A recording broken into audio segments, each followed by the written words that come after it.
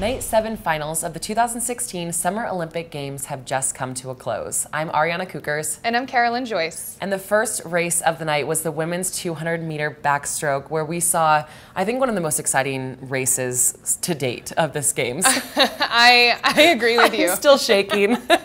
We have Maya Dorado, who took down what I don't think anybody saw this coming. We thought Maya would be good for maybe silver or bronze, but she took down Katinka Hosszu, who has already won 3 individual gold medals at this meet. And Maya with an absolutely incredible swim, 2:05.99, a personal best, with like the finish of the meet.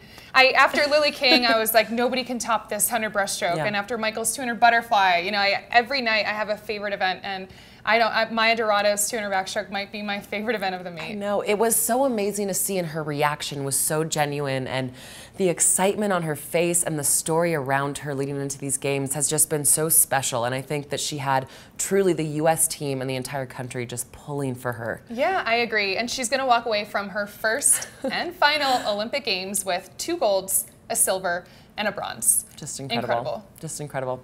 The next final of the night was the men's 100-meter butterfly, and this one was definitely not what we expected, and kind of a funny way to go out in terms of Michael in his last individual race. Yes, absolutely. So Singapore has just won their very first Olympic gold medal in swimming with Joseph Schooling.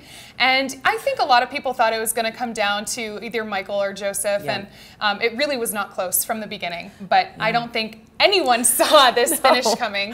We had a 3-way tie for second place between Michael Phelps, Leslie Shea, and Chad Leclos. It was unbelievable. All rivals in their own right, and good sportsmanship on the podium, holding hands as if they were a relay. It was definitely a moment.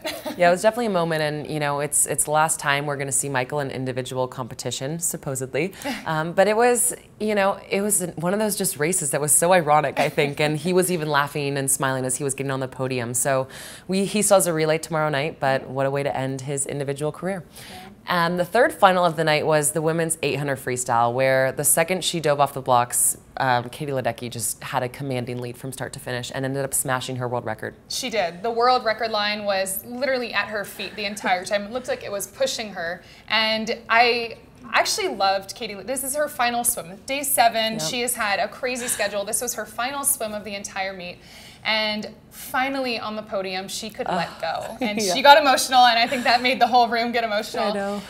But, you know, just what a storybook ending for her. A world record, a gold medal, and just an incredible person, too. Just incredible. The next final of the night was the men's 50 freestyle, where 16 years after winning an Olympic gold medal, we saw Anthony Ervin win another Olympic gold medal. Yes. Wow. Incredible. Yeah, Anthony Ervin won his first gold medal in this race, tying Gary Hall Jr. in the year 2000 when he was 18 years old. He retired in 2003, took a lot of time off. He finaled in this event 4 years ago, but had a very slow start. He was the last guy to get off the blocks, and this time around he made several coaching changes in the last couple years trying to find that good fit, and boy did he find it.